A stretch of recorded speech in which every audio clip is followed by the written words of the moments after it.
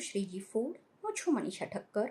આજે આપણે ફરસાણની દુકાન કરતાં પણ સરસ, ઉપરથી ક્રિસ્પી અને ખાવામાં પોચા એવા નાયલોન ફાફડા કેવી રીતે બનાવવા એ જોઈશું.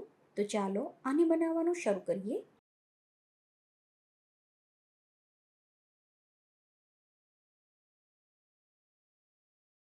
ફાફડા બનાવવા માટે સૌથી પહેલાં આપણે તેલ પાણીનું મિશ્રણ તૈયાર કરવાનું છે.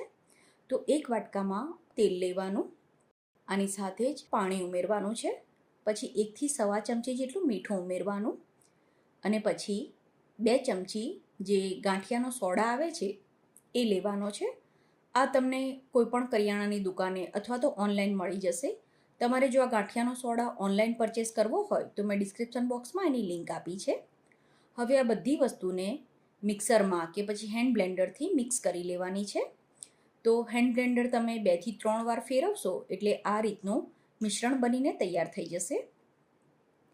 હવે ફાફડા બનાવવા માટે બેસન કેવું લેવું એ પણ હું તમને જણાવી દઉં. તો અહીંયા તમારે ઘરનો દળેલો ચણાનો લોટ ઉપયોગમાં નથી લેવાનો. કોઈ સારી કંપનીનું તમારે જે તૈયાર બેસન આવે છે એ લેવાનું. તો અહીંયા તમે આસોપાલવ, પ્રેસિડેન્ટ કે રાજધાની જે પણ કંપનીનું બેસન તમારા એરિયામાં મળતું હોય એ લઈ શકો છો.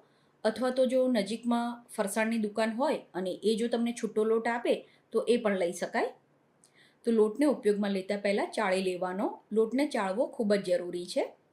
પછી જે તેલ પાણીનું મિશ્રણ આપણે બનાવ્યું છે એ આમાં એડ કરવાનું. અત્યારે હું થોડી વધારે ક્વોન્ટિટીમાં લોટ બાંધું છું એટલે હું સ્ટેન્ડ મિક્સરમાં આનો લોટ બાંધી દઉં છું. તમે જો ઓછી ક્વોન્ટિટીમાં લોટ બાંધતા હોય તો આ બધી વસ્તુ મિક્સ કરીને મોટી કથરોટમાં કે તાસમાં પણ તમે આનો લોટ બાંધી શકો છો. આ રીતે બધું મિક્સ થઈ જાય પછી સાદું પાણી લેવાનું. તો પહેલાં મેં 1/3 કપ પાણી લીધું છે. તો એ પાણી થોડું થોડું કરીને આમાં ઉમેરી દેવાનું. પાણી એક સાથે નથી ઉમેરવાનું. આ રીતે થોડું થોડું પાણી ઉમેરીને એને મિક્સ કરતા જવાનું. તો જ્યારે આપણે લોટ બાંધીએ ત્યારે લોટ આ રીતે થોડો કઠણ હોવો જોઈએ. તો અત્યારે આમાંથી તરત જ ફાફડા નથી બનાવવાના. લોટને બાંધીને આપણે 10 થી 15 મિનિટ માટે રહેવા દેવાનો છે. 15 મિનિટ પછી જે લોટ આપણે બાંધ્યો હતો એમાંથી થોડો લોટ લેવાનો. તો અત્યારે તમે જોઈ શકો છો લોટ આ રીતે છૂટો છે. તો આ રીતના લોટમાંથી ફાફડા ના બનાવી શકાય. તો હાથમાં થોડું તેલ લગાવી દેવાનું અને તેલ લગાવેલા હાથે લોટને આપણે સરસ રીતે મસળવાનો છે.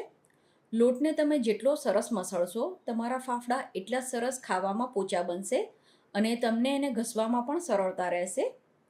તો આ રીતે તેલ લઈને લોટને સરસ રીતે મસળવાનો. લોટ જો તમને કઠણ લાગતો હોય તો તમે આના ઉપર સહેજ પાણી છાંટીને પણ લોટને મસળી શકો છો.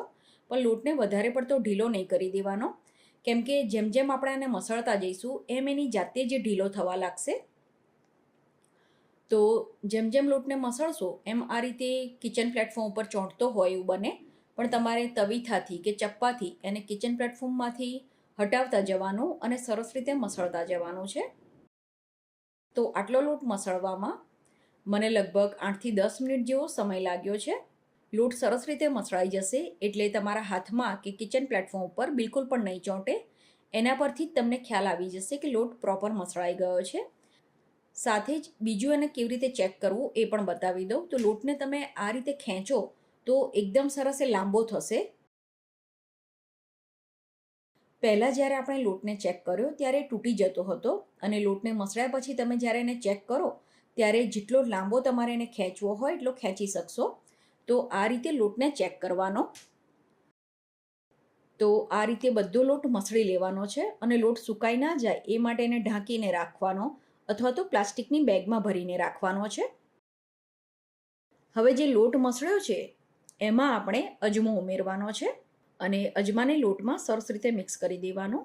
પછી નાનો લુવો બનાવવાનો અને ફાફડાને ઘસવા માટે લાકડાની પાટલી કે પછી લાકડાનું ચોપિંગ બોર્ડ યુઝ કરવાનું. એના ઉપર તેલ નથી લગાવવાનું. તો આ રીતે લુવો મૂકવાનો અને હથેળીના આ ભાગથી તમારે ફાફડાને ઘસવાનો છે. જો તમારો લોટ સરસ રીતે બંધાયો હશે અને એ પછી તમે એને સરસ રીતે મસળ્યો હશે તો ફાફડા ઘસવામાં બિલકુલ પણ વાર નહીં લાગે.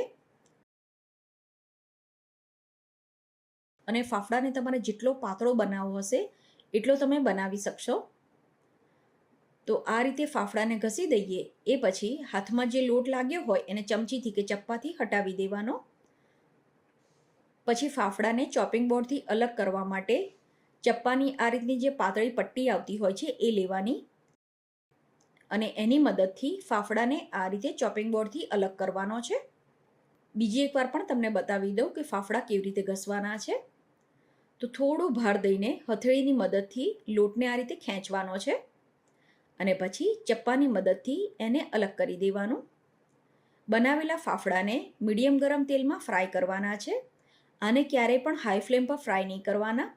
જો તમે આને હાઈ ફ્લેમ પર ફ્રાય કરશો તો ઉપરથી તો એ તળાઈ ગયેલા લાગશે, પણ અંદરથી એ કાચા લાગે. એક સાઈડ આ તળાઈ જાય એટલે એને ફેરવી દેવાના અને બંને સાઈડથી ફાફડા તળાઈ જાય એટલે એને ઝારાની મદદથી કે ચીપિયાથી બહાર કાઢી લેવાના. આ જ રીતે આપણે ફાફડાને ઘસતા જવાનું અને સાથે જ એને તળતા જવાનું છે.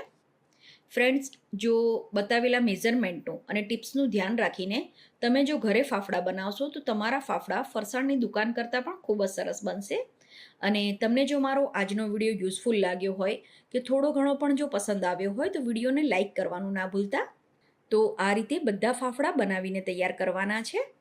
બનાવેલા ફાફડાને કઢી, તળેલા મરચાં અને પપૈયાના સંભારાની સાથે સર્વ કરવાના, જેની સાથે આનો ટેસ્ટ ખૂબ જ સરસ લાગશે. તો તમે પણ આ રીતે દશેરા પર આ ફાફડા બનાવીને જરૂર ટ્રાય કરજો.